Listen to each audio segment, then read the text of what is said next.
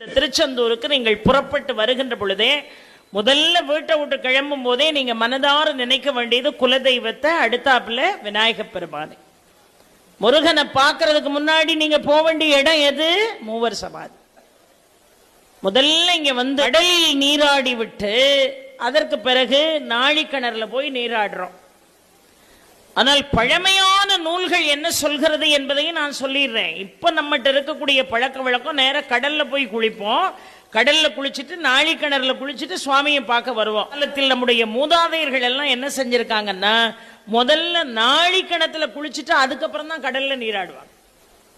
சூரனை வதம் செய்த பிறகு தேவாதி தேவர்களுடைய தாகங்களை நீக்குவதற்காக தன் கையில் இருக்கக்கூடிய வேலை கொண்டு தோண்டியதுதான் இந்த கந்த புஷ்கரணி.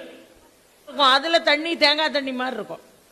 நீங்கள் முதலாவது பார்க்க வேண்டியது மூவர் சமாதி.